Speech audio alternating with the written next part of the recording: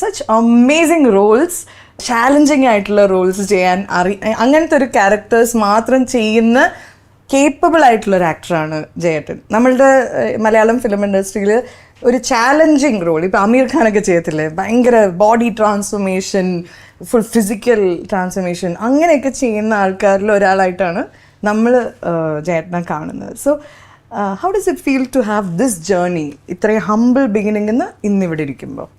വലിയ സന്തോഷമാണ്, വലിയ സന്തോഷവും അഭിമാനമൊക്കെയാണ്. കാരണം ഇതിങ്ങനത്തെ ക്യാരക്ടേഴ്സ് കിട്ടിയതിൻ്റെ പേരിലല്ലേ. പിന്നെ നമുക്കൊരു ആഗ്രഹമുണ്ട്, നമ്മൾ എപ്പോഴും ഒരു കംഫർട്ട് സോണിൽ നിൽക്കാൻ ആഗ്രഹിക്കുന്നില്ലല്ലോ. അങ്ങനെയാണ് ആദ്യം മുതൽ ചെയ്തിട്ടുള്ളത്. തുടങ്ങിയ സമയത്ത് പുലിവാൽ കല്യാണം അല്ലെങ്കിൽ കുറേ സിനിമകൾ അങ്ങനെ ചെയ്തിട്ടുണ്ട്. ഉമ്മപ്പെണ്ണ് കഴിഞ്ഞിട്ട് അതൊരു ചലഞ്ചിങ് ക്യാരക്ടറായിരുന്നു. അത് കഴിഞ്ഞിട്ട് എല്ലാം ഒരേ കൈൻഡ് ഓഫ് ക്യാരക്ടേഴ്സ് ആയിരുന്നു കിട്ടിയിരുന്നത്. അതിന് ശേഷമാണ് നമുക്ക് എന്തെങ്കിലും ഒരു ഡിഫറെൻ്റ് ആയിട്ടുള്ള സിനിമ ചെയ്യണമെന്ന് ആഗ്രഹിച്ചിട്ട് പതുക്കെ വില്ലനിലേക്ക്, നായകനായിട്ട് അഭിനയിച്ചുകൊണ്ടിരിക്കുമ്പോഴാണ് വില്ലനിലേക്ക്, ചില സപ്പോർട്ടിങ് ക്യാരക്ടേഴ്സിലേക്കും ഒക്കെ മാറിയത്. അപ്പോഴാണ് നമുക്ക് പോലും അറിയാതെ ഇതെന്നെ സാറ്റിസ്ഫൈ ചെയ്യുന്നുണ്ട് ആസ് ആൻ ആക്ടർ.